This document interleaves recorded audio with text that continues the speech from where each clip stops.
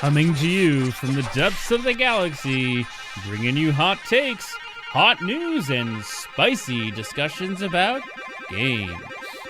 We are the Uneducated Gamers!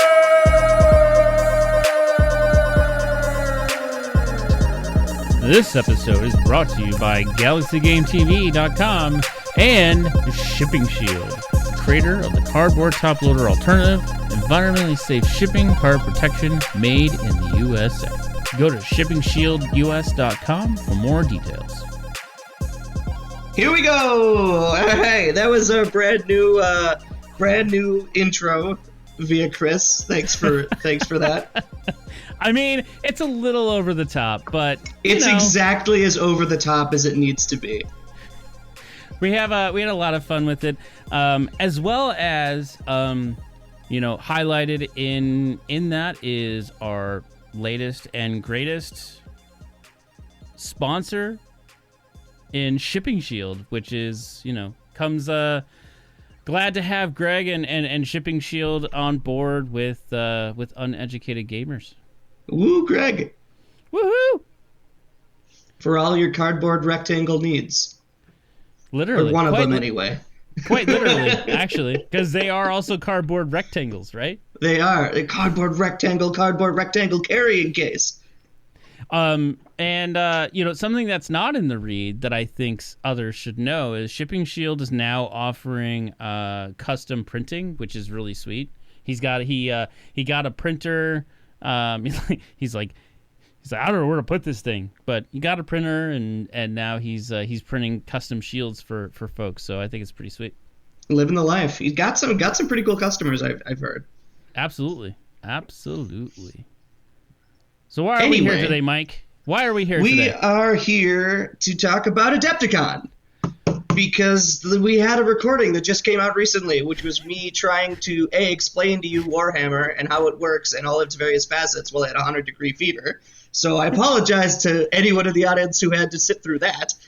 But also with this 100-degree fever, I had my tinfoil hat takes on what Adepticon was going to show us.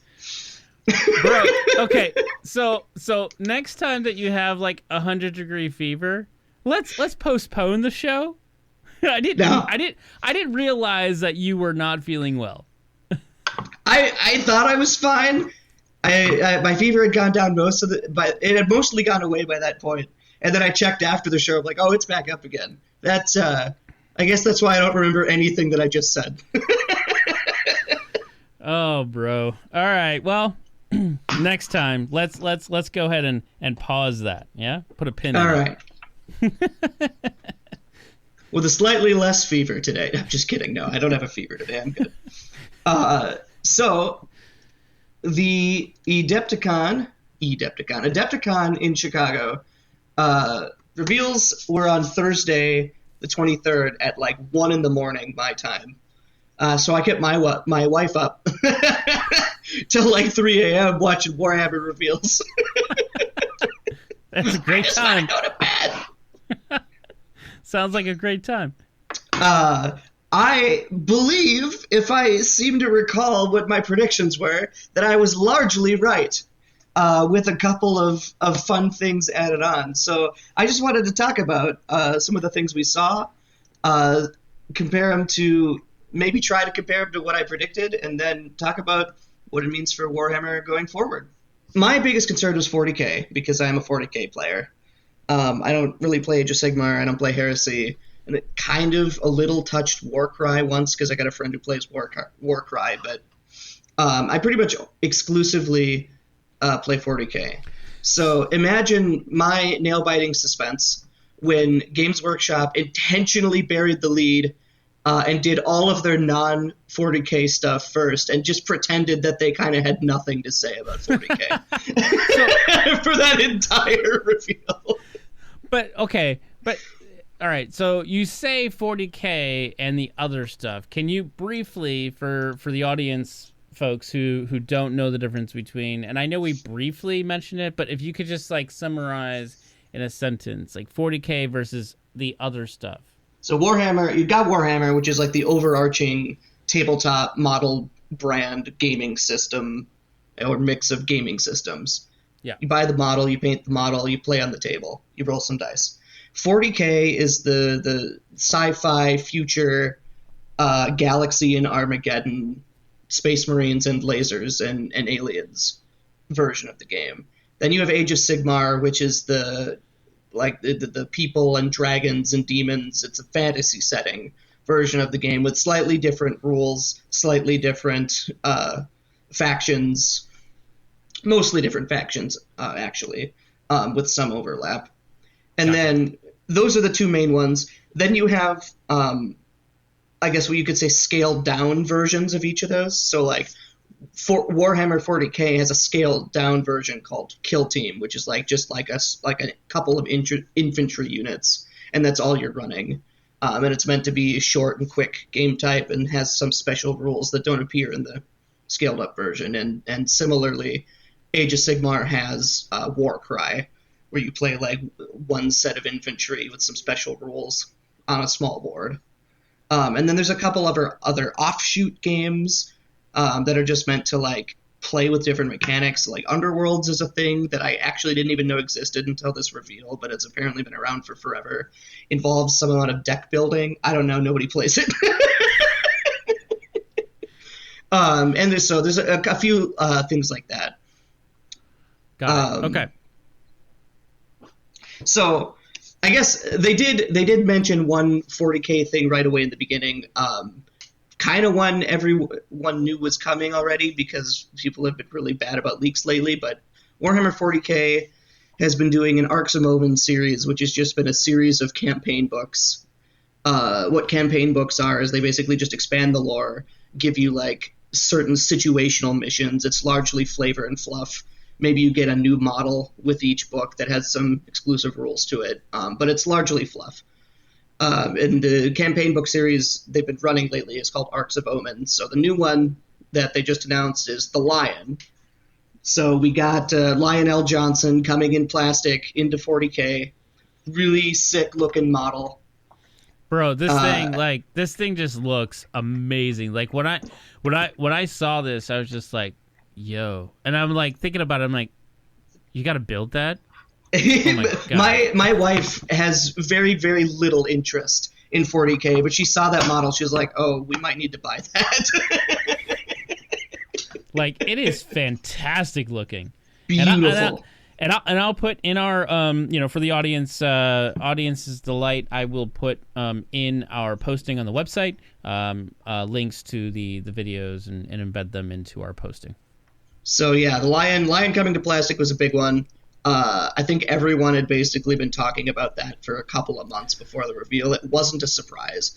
So if I may ask really quick, sure. Like, what is the significance of the lion? Like, I first this like figure is. I mean, I would just put that on the shelf behind us as a. Oh yeah, absolutely, and that's a completely valid way to engage with this sort of environment. A lot of people do. But what is the significance? Like, why is it such an amazing thing? So it ties into the lore of 40K. Basically, your Space Marine factions are broken down into several different chapters, each one headed up by what's called a Primarch. So the Space Marines are basically like test tube bred using a gene seed that they start with, and that Primarch is the gene seed that you get that specific chapter of Space Marines from. Lionel Johnson is the Primarch of a chapter called the Dark Angels. And he, a lot of the Primarchs have not been in the game for a long time, because the game canonically in the lore is set 10,000 years after what's known as the Horus Heresy, which was the big Space Marine civil war. So a whole bunch of the Primarchs canonically are dead. So basically this is just them saying, hey, let's give the Dark Angels their Primarch to play on the table because playing with Primarchs is fun.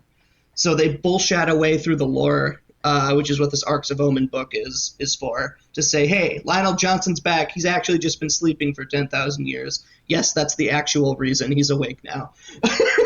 So would it be safe or too presumptuous to say that like the lion is similar in magic terms as Urza? No, it's not.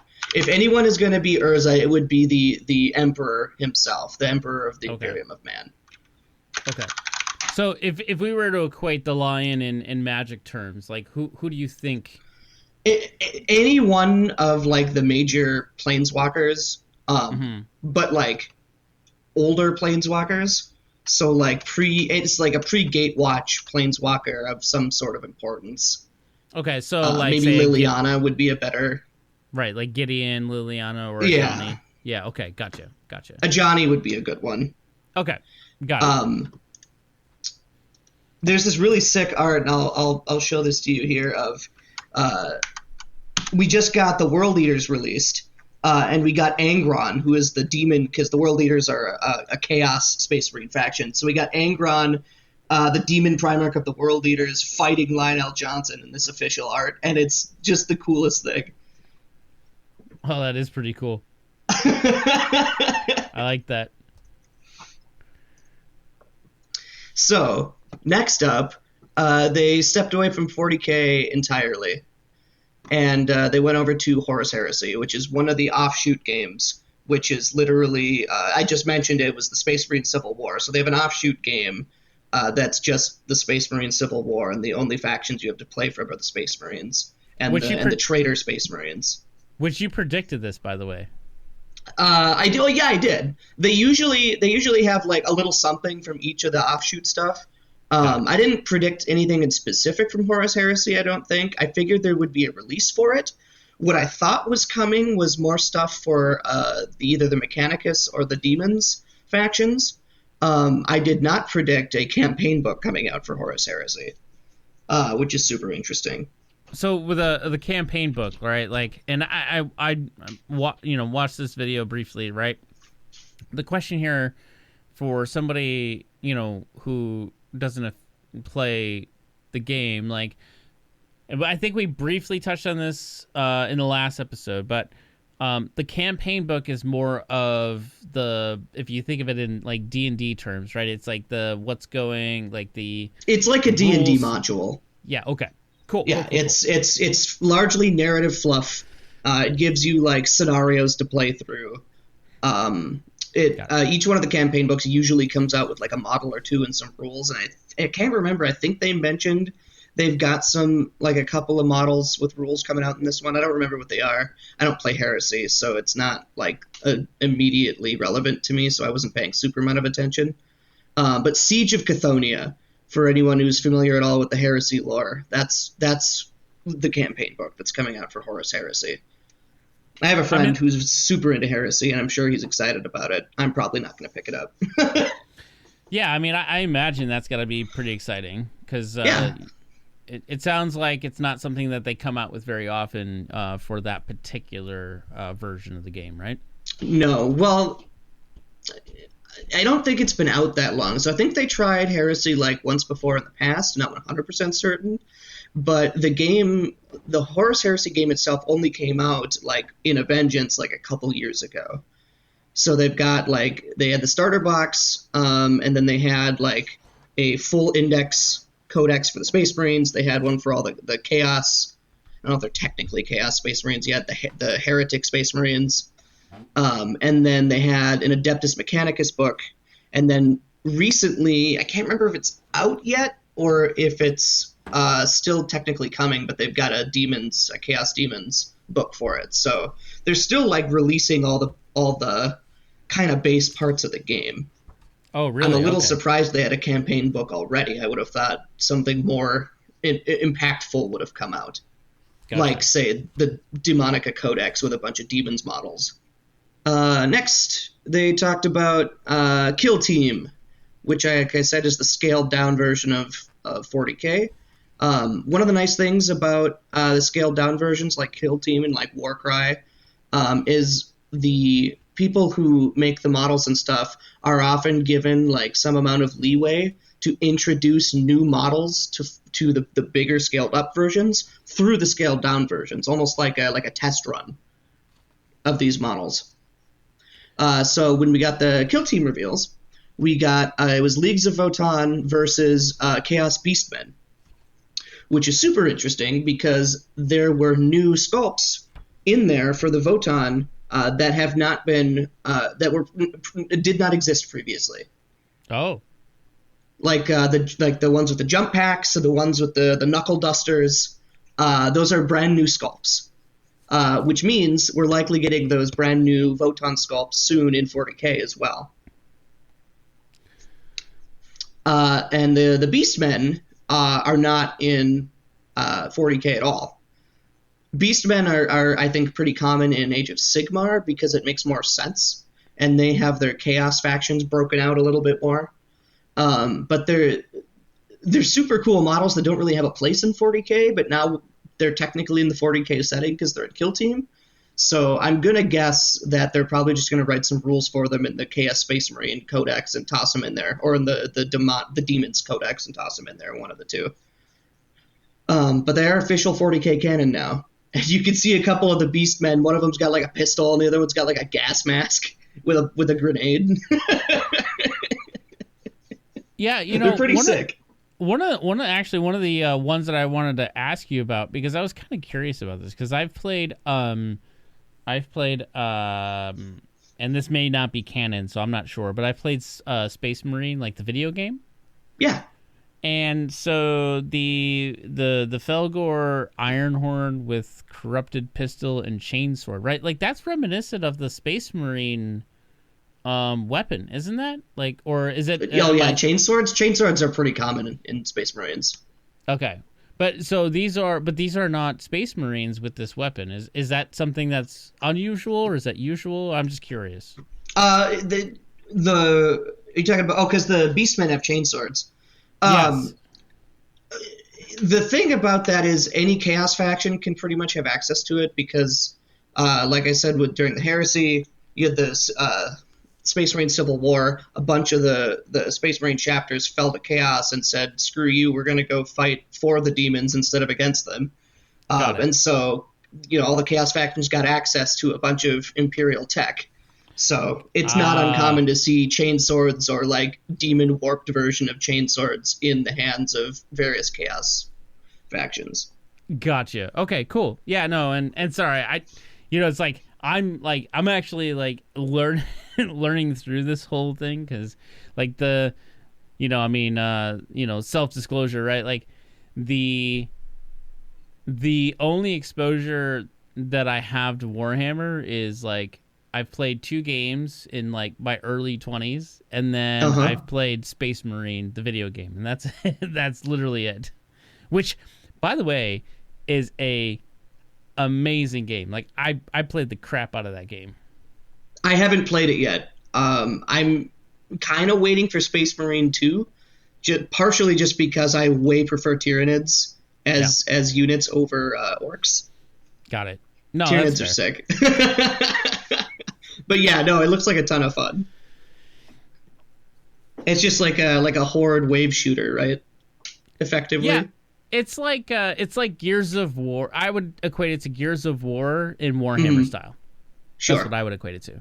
Which is still fun. Like it's a total blast. Total blast. Age of Sigmar stuff. They had a few different Age of Sigmar reveals. The most important one that I think most people would be interested in is complete range refresh for the Seraphon. If I were to play Age of Sigmar, Seraphon would probably be the first army I grab models for. These things are just sick. Dude, these are like straight out of Ixalan in Magic the Gathering terms. They're lizard people riding dinosaurs. That's their shtick. Yeah. What's not to love? Yeah, these things are colorful. They're cool. Well, colorful if you paint them that way, I guess. But they're freaking cool looking. They're so sick. And there's some big ones too, like big old Triceratops and T-Rex looking things, and they're great. And then you get to like the leader factions, which are like it's like when you go into the hidden city of the Gungan and their leader's like this fat blob with a lisp. That's kind of what their leader is. Sitting on a throne, just big blobby guy. Yeah. No, it's pretty cool. Like, the detail that goes into some of these, I think, is quite amazing. couple more Age of Sigmar releases. The Ossiarch Bonereapers and the Soulblight Gravelords are both getting their codexes in the near future. So they showed off like a model each for both of those. Try to see. I had a picture of the Age of Sigmar roadmap here. Yeah, so the Bonereapers and the Gravelords are getting theirs new Battletomes by the end of spring. And then the Seraphon Battletome is coming out in the summer. So I don't think there's a complete range refresh on Bonereapers or Gravelords, but they are getting a couple new models. Seraphon are getting a brand new Battletome along with a complete range refresh by the end of the summer. These to me like have an outsider looking in opinion here, but like these have like a they almost have a like a Castlevania / Necromancer type feel to them. Absolutely. Yeah, I'm trying to remember specifically, and people who play Sigmar are probably going to be screaming at me through their whatever device they're listening to, but the Bonereapers are like actual necromancers. I think maybe some of them are zombies. I can't remember specifically for sure. The Gravelords, I believe, are vampires, the Soulblight Gravelords. I might be mixing up my lore, though. But there's a couple of different factions where you've got Bonereapers and Gravelords and Nighthaunt that are all kind of similar factions where one of them's zombies, the other's vampires, the other are ghosts. Got it. The Nighthaunt are like skeletal ghosts, and there's a really cool one where it's the model is actually like a wrecked ship with a ghost coming out of the prow. Oh, really? Did I miss that one? That one's not in these. That's a Nighthaunt model. Oh, I see. Let me see if I can find a picture of the Nighthaunt ghost ship. It's such a cool model. Yeah, here you go.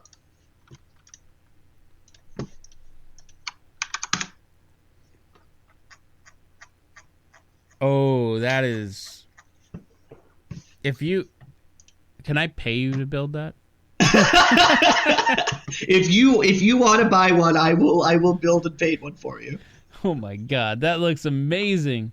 I love that. It's so good. Yeah, there's a couple of really cool models in Age of Sigmar. That's the thing, is I don't like the way that they do rules necessarily in Sigmar. I find it to be a little bit boring compared to 40k, and I just like the lore of 40k better. But the models in Sigmar are so much better than the models in 40k for the most part. The people who sculpt the Age of Sigmar models are just allowed to get away with murder, and they're great. So I have a question. So and again, I'll post this picture too on our website when we post this episode. But and I have, for conversation's sake, right? I purchased the Blood Bowl season 2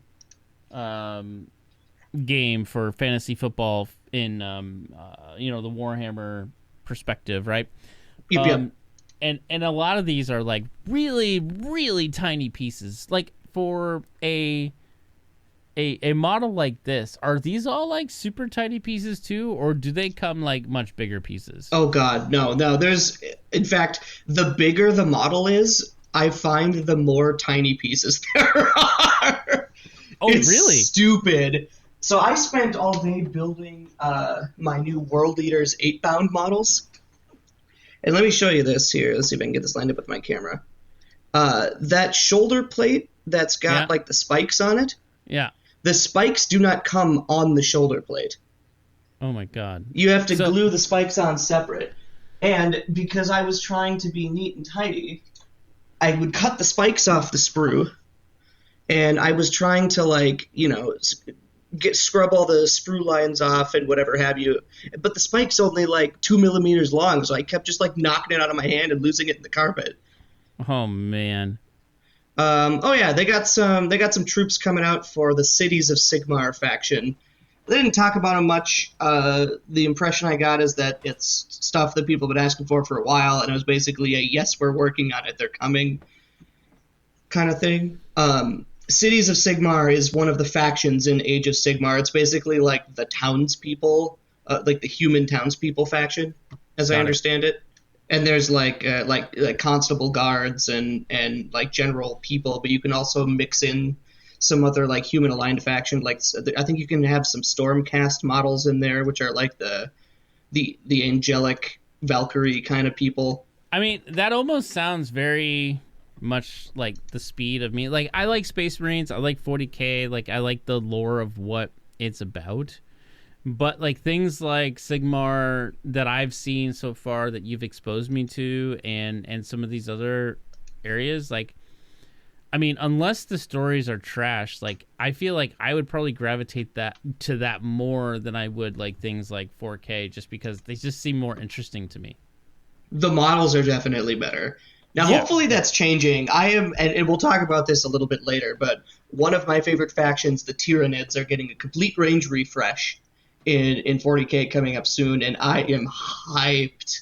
Last non-40K reveal. I'll throw Underworld's Weird Hollow under the bus here.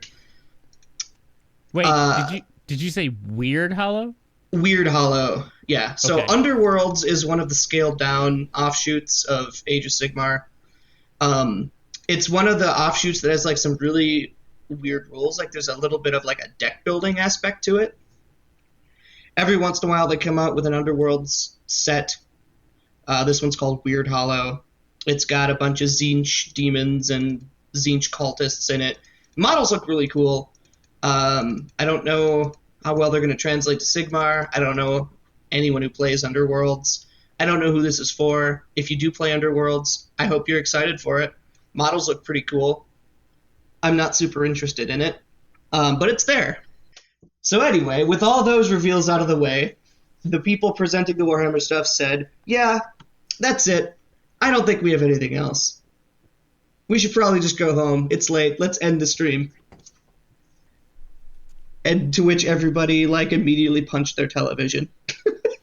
And then one of them says, well, we might have this one thing. It's not important.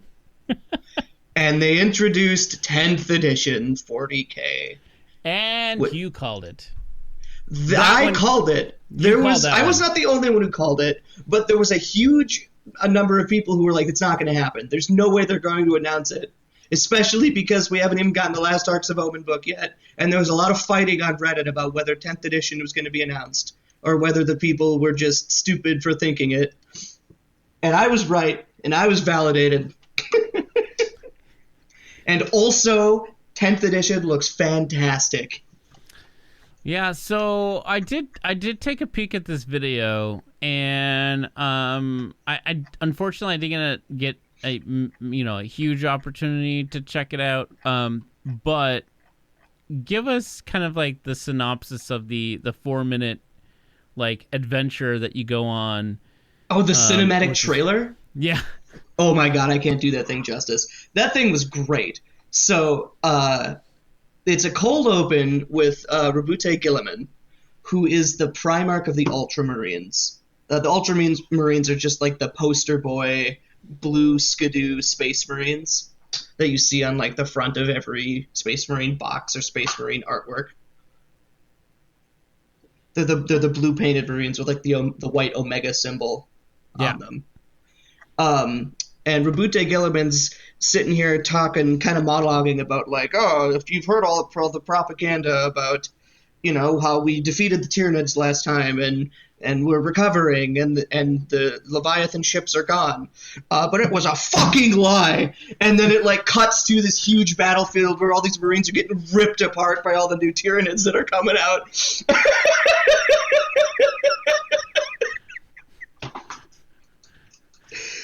Oh, and then they got Terminator models dropping out of the sky with giant miniguns cutting into the Tyranids, and a big Carnifex comes out of the works, gets shot down by a dreadnought. It's just absolute carnage, and it was fantastic. Yeah, I mean, like, and I got this in the background right now as we're talking, and just like watching this, like, first off, one of the things that I have to say is the production value of what they do is bar none leaps and bounds of anything that Wizards of the Coast has done to sort of promote their IP, right? Like I agree. Although the War of the Spark one was pretty good. It was, the content was good, but the production value, I still feel like this surpasses that, right? Like this just, like this is like a trailer for a film quality. It is. It's really good. So kudos to you know, is it Games Workshop? Gamers Workshop? Games Workshop? Games Workshop. James Workshop. And like what they put together here is just, I don't even play Warhammer, and I'm not super into Warhammer, but watching this was like, wow, okay. It's such good timing too, because you've got and obviously this was planned, but you've got the Tyranids are getting a full range refresh. So this is meant to advertise like Tyranids are coming. That whether or not 10th edition is here, more Tyranids are coming, and it's going to be great. And also you've got Space Marine 2 coming out to tie in, and that's the Space Marines versus the Tyranids coming out. Right. Like it's all they couldn't have planned it more perfectly. Yeah. If you get a chance, you should check out the 9th edition trailer from back in the day where they showed the Sisters of Battle, which is like the Space Nuns with Guns faction, coming in to fight some Necrons. That one was pretty cool too. Not as good as this one, but it's pretty neat.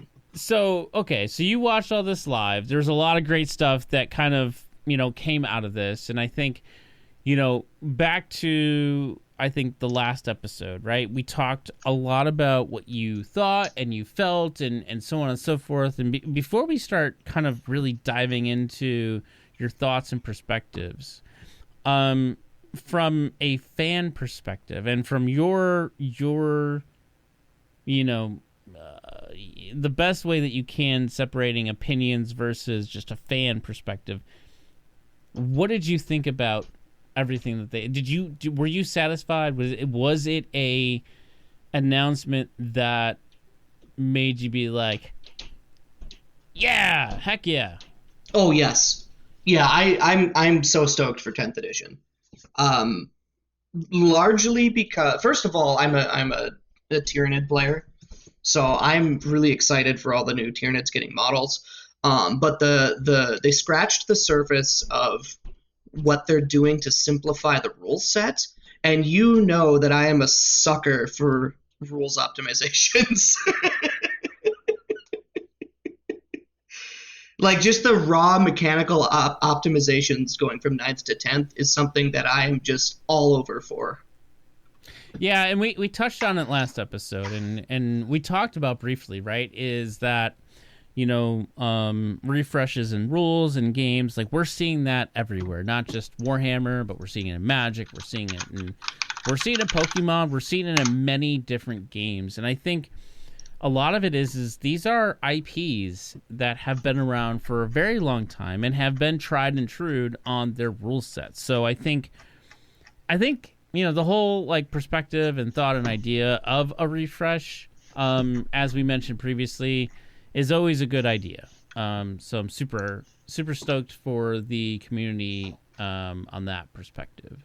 Before I forget about it, I do want to mention that they specifically showed off 2 new models that are ready to go, official reveal. One was the new Space Marine Terminator models, which, and you won't know what this means, and I don't even think I know enough to be able to explain it in a way that won't make every nerd seethe. I am the Terminator. They're really trying to converge the whole Firstborn and Primaris line Space Marines into one and just forget that schism even exists. So they specifically said on stream these Terminator models could be Firstborns or Primaris Marines. Doesn't matter. Just play them and stop yelling. So there's that. And the new Termaguant models. Termaguants are like, so Tyranids are like, you can play them as like swarms of a bunch of little bugs, or you could play them as giant, bug monsters, and Termagants are one of like the smallest bug units. And you've probably got the new Termagant model up, but I want to show you what the current Termagant models look like for comparison, and this is why it's such a big deal that Tyranids are getting a range refresh. Oh yeah, okay, I see a difference. When it comes to the 10th edition reveal and everything that we've talked about thus far, and kind of resetting back to zero on where you are today, like what are some of your perspectives on the refresh and kind of what it means to transition from what today is to what tomorrow will be? So going from 9th to 10th, they're doing two things. They're optimizing a bunch of rules, or at the very least doing their best to organize them in a more natural way, and also doing a power reset at the same time. So not only are they cutting some rules, pulling some back, putting others in more optimal places, and simplifying the rule set down, which they claim they're doing without sacrificing depth, which I believe. Because to the best, you're going to lose some depth probably, but to the best of your ability, you're mostly just going to lose gotchas, which in my opinion is not depth. But they're also pulling the power back, so like things are going to be less killy, and also other models are going to be more tough and resistance to being killed. So a lot more models are going to stay on the table. You're going to have fewer games, hopefully, where the game is dictated by, my opponent got first play, had a bunch of good rolls, and shot half my army from across the board, and now I have no chance of winning. So here's a question for you on that. Because, playing games like Magic the Gathering and TCG and I don't know the miniature world as much as I do from the TCG perspective. Does this mean from a 9th to 10th edition, is there a specific rotation? Do they rotate things out from a retiring perspective? No, not typically. Okay. You will occasionally have instances where this model that has existed since 1985 is ugly as sin. It kind of breaks the game because they haven't really updated rules for it since 1985, and it doesn't super work the way that it's supposed to, and also it's unnecessary. Games Workshop will occasionally see things like that in the game and decide, we're just not going to support this anymore. The rules are gone for it now. Goodbye. Which is fine. But there isn't really a rotation per se. You do have a meta, obviously, and you'll have things where because of where the game's going right now, this particular faction is on top. These three other factions are second, third, and fourth place in the meta, and they're pushing these other six factions down. Okay, well, we'll try to do some live adjustments, rules adjustments, army building points adjustments for that to try to balance that out. And you'll have some meta shift over time, but you don't have a standard rotation. If I buy Gene Stealers because I'm too anxious to wait for 10th edition, those Gene Stealers will still be playable next edition. They're not going to rotate out. Gotcha. Okay.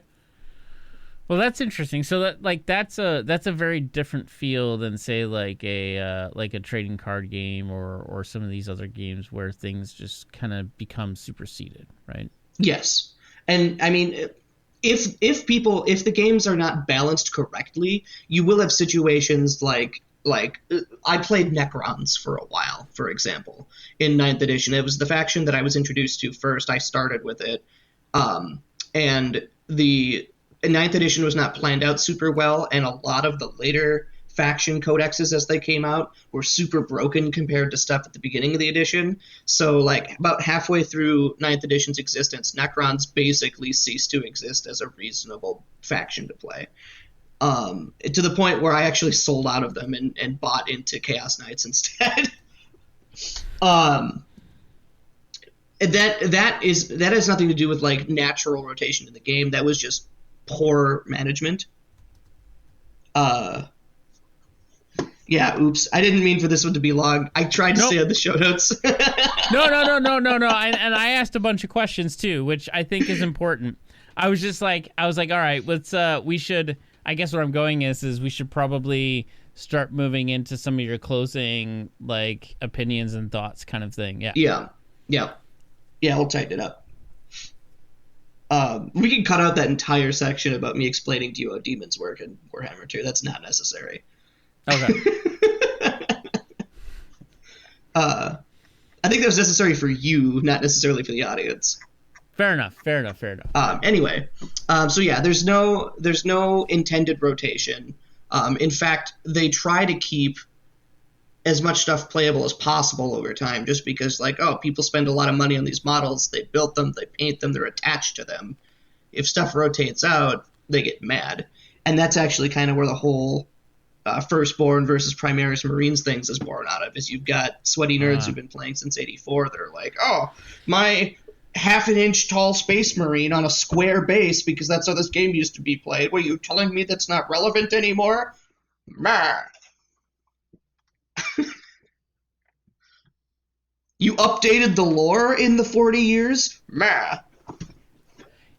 Could they, and have they, and I'm just curious because, and I know I'm asking questions, but like from a like a TCG perspective, they do like errata, right?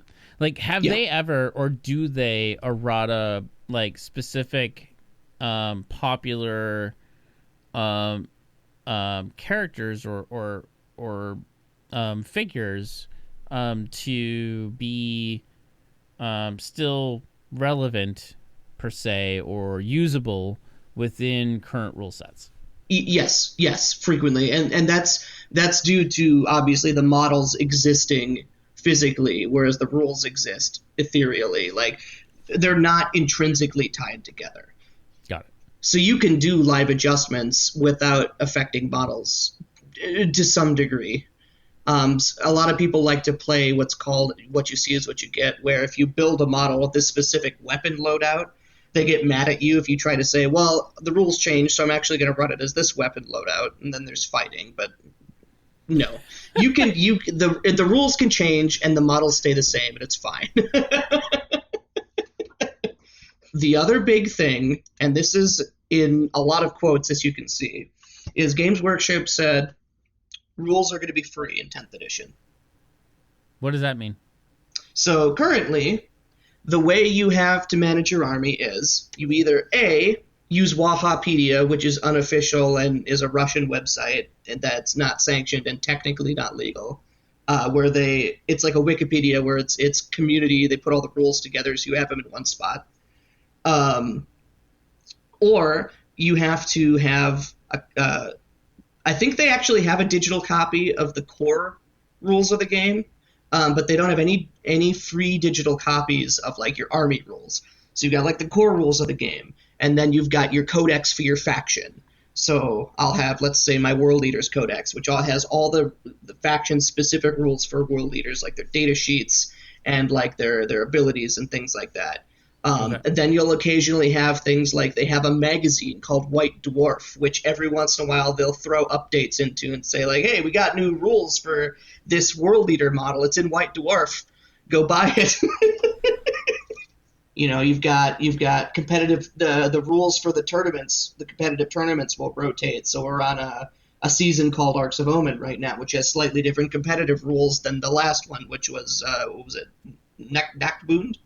Something like that. And all these things are in physical books and not officially found online. And these books are expensive. So you get to the point where you've got 3, 4, 5 books just to know how to play your toys, and they've collectively costed you maybe $200. Right. Okay, so when they say that the free rules in 10th, that doesn't mean they're just going to publish them online and people can just use them, or what? That's what they want you to think. A lot of people are skeptical. Oh, the other part of this that I didn't explain very well is I mentioned how there has to be living, changes to the game to fix the meta, things like that. if they change something data-wise about armies, you can't reflect that in an already printed codex. So you spend $60 on a codex to see the rules for your army. 3 months later, they say this army needs a nerf for competitive balance, and they change your rules. And now your codex doesn't actually match how your army's supposed to play the game, even though you spent $60 for it. Oh. Which was a huge deal for the Leagues of Votann, which was a new faction, new codex that came out about a year ago, I think. I mentioned how as 9th edition went on, the codexes got more and more broken. Leagues of Votann was so broken that when the rules leaked ahead of time before it got printed, and they were so broken that they had to do an emergency nerf after the codex were printed, but before the pre-releases made it to the door of the people who bought them. Oh, wow. So not only do you have to pay all these different monies for all these different books just to see how to play your toys, they're liable to change anyway because rules updates are done digitally, even though the physical rules cost you money to begin with. So here's a question. Wouldn't it be better to, or wouldn't it feel better to move into that free digital realm? Yes, it would. It would be nothing but beneficial for everybody. Do you think that that's where they're trying to head for major releases like this? So what they said was, it's the specifics of what they said that has people pressing X to doubt. What they said was at the beginning of 10th, there will be indexes with all the rules and all the data sheets day one for every faction, so that every faction is playable with updated rules on release. Because obviously, and they mentioned this too, with the power down and the optimization, like the rules are changing so drastically that your 9th edition codexes are obsolete. They will not be functional in 10th edition rules. Which is hilarious for people like me and people who play, let's say, Guard, Astra Militarum, whose codexes are not even 6 months old yet. I just bought the World Leaders Codex a couple of months ago, and now it's completely worthless. Well, I mean, if the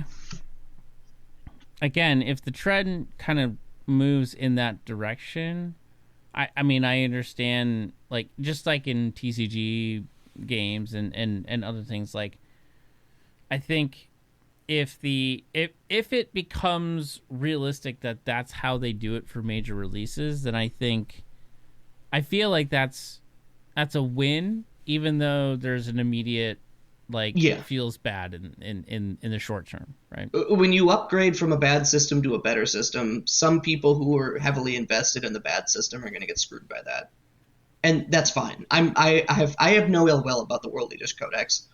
I hyped bought it. I snap bought it because I love the World Leaders, and it made me happy to have. And it's still full of lore and whatever have you, so I still have that on my shelf. It's more of a display piece now. That's fine. But here's the thing. They said all the indexes and stuff, what they were calling indexes, will be available on day one when 10th edition launches. But codexes are still coming back. So if you wanted to be optimistic about that, the optimistic take on that is they're going to make physical editions available for people who want them, but the rules will stay free regardless.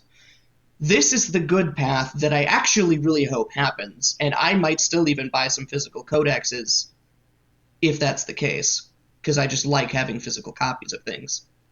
But what a lot of people are thinking is that what that actually means is rules are going to be free to start with, and then as they continue to release codexes, you'll have to pay for those, and those rules won't be included in the stuff that's free. But the way that I understand it is the codexes are supplementary to the primary rule set, right? Yes, they are. So you'll have the rules for the game, and then you'll have your faction rules. At the beginning of 10th, everything, including the faction rules, are going to be free. Yeah, so I guess let's take this to like video game terms, right? So video game terms, I buy a video game and they make a bunch of patches and changes and tweaks to the way that the game plays, which, all comes with part and parcel of the cost that I paid with the game and kind of like normal updates, right? Sure. To the base level of the game. But, well, there's a DLC that comes out. Well, you got to pay for that, right? Like, I feel like that's very similar. Not saying that it's exactly one-to-one, but I feel like from an outside perspective, that seems very similar. Is that a fair comparison? I don't think it's a fair comparison because in this case, the content is the models themselves. So you have the models, you have the army, you've paid for the content. What they're changing is the rules of how to play that content. So it's more like you bought the DLC, but they released a patch for the main game, and the only way that you can continue to play your DLC in the main game is if you purchase that patch. Okay. Because again, these rules dictate how your content, your models work on the table. But if you don't have the rules, you don't know what those rules are, therefore can't legally play them. But that's from a competitive perspective, not necessarily from a casual perspective, right? Well, sure. If you're playing casually, you can make whatever you want up. Right. I could continue to play 9th edition until the day I die if I wanted to. Right. So yes, but I guess I don't want to make a sweeping statement and say most people, but I feel like the general audience that plays Warhammer, for the most part, that's anything above I have a toy and I'm going to make up whatever rules I want for it, wants to follow the actual rules of the game because it sets a guideline for people to come together and play. Kind of like how, again, like TCGs have their rules base, right? Like it's like the Commander banned list, right? You can play Commander without a banned list, and I, in some ways, prefer to do that in my own home. But if I'm going to go to a game store to play Commander, there's a set banned list so that you know what you're coming up to. You know what you're going to see when you come and hit the table. There you go. Perfect. That is perfect delineation. People are worried that the rules are going to be free to start with, and then they're going to start nickel and diming you down the road. And as much as I would like to believe that's not the case, I don't believe. But I'm still holding out. I think there's a non-zero chance the rules will stay free. Partially because if they're going through all this effort to simplify the game, to make it easy to play, easy to get into, why would they then complicate it again by changing rules up that aren't going to be in the rules they're making free?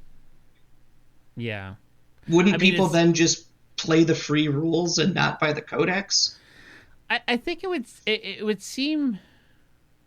I mean, to borrow from the word like gross negligence on their own part, like meaning you go through all this effort and then you don't maintain it?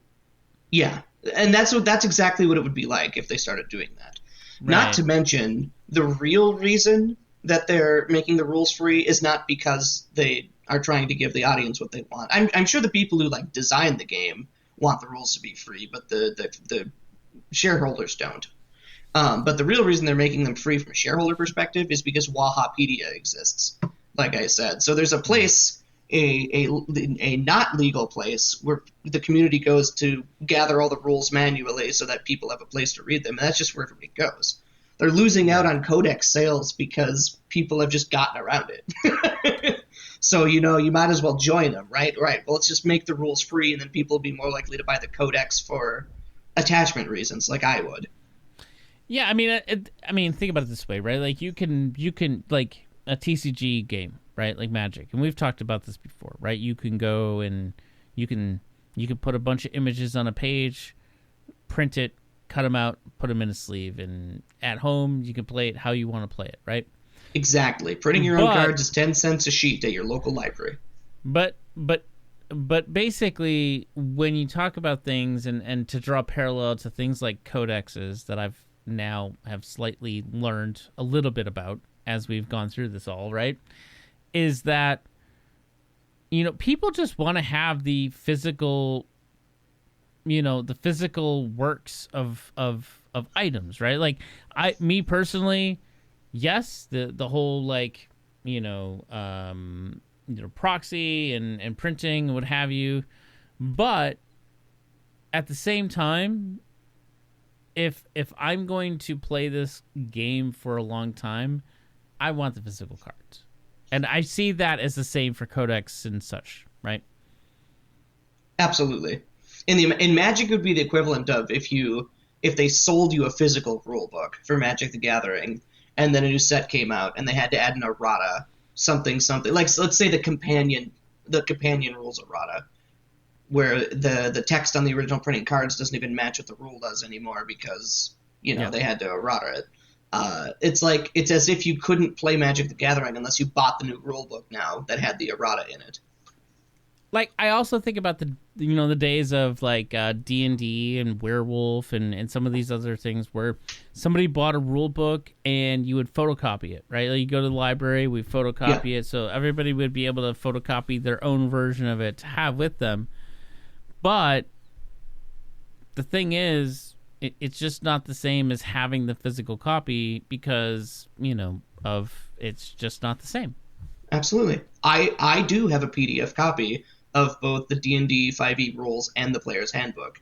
And if I'm trying to get someone into the game for the first time, I give them a copy of that PDF because I'm not going to make them buy two $50 books if they don't even know what they're getting into.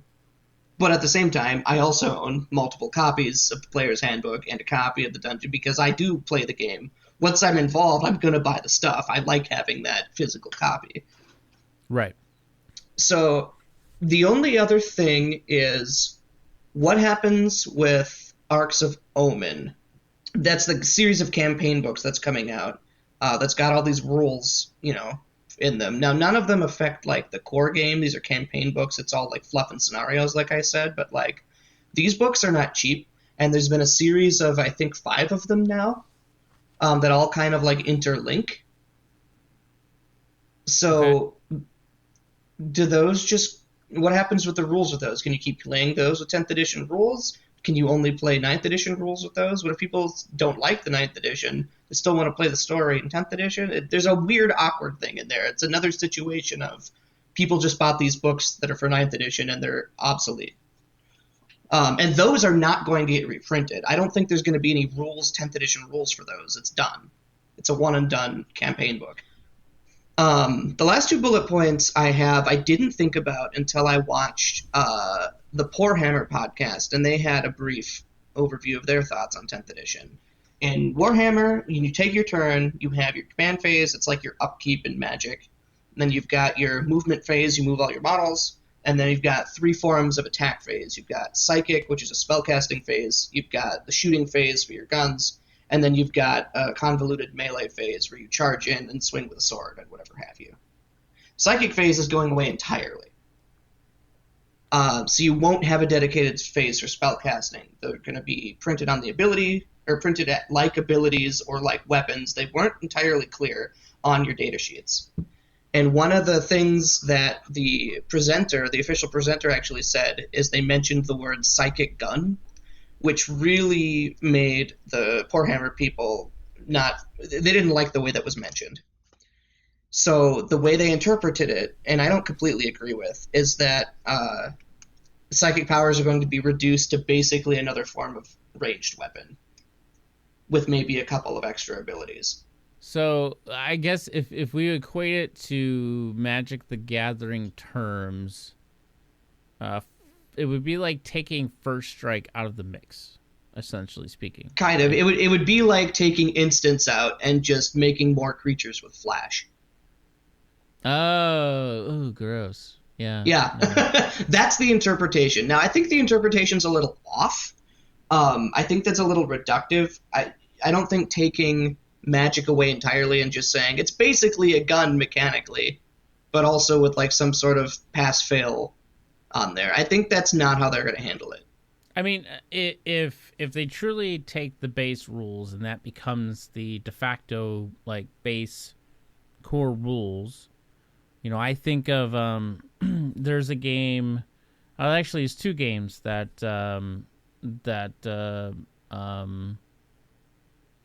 Fantasy Flight Games put out, and that was Netrunner and Star Wars the card game. And you have your base rules that you could play the core game on, and then when they come out with their expansions, and I think in this case the codex could be those expansions, you could choose to play in that rule set, or you could play in the core rule set.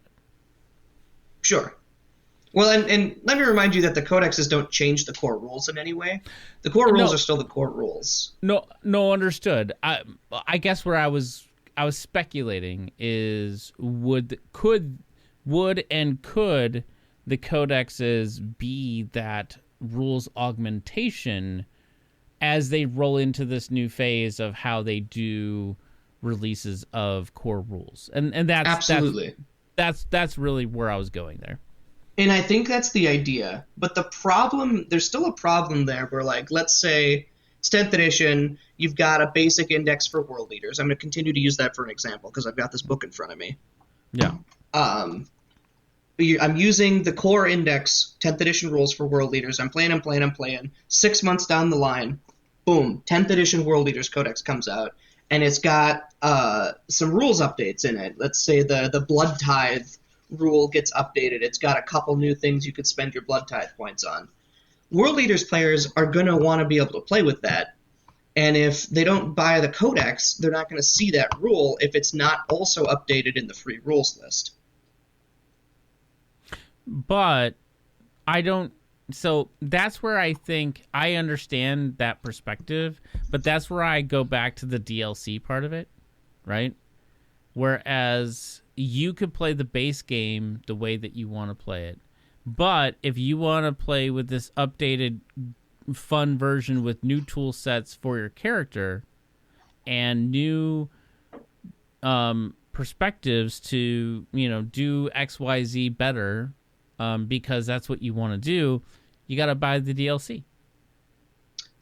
I get it. I don't know that example translates perfectly well, though, because the issue is, regardless of whether or not you buy the DLC, those new rules are legal in the base game.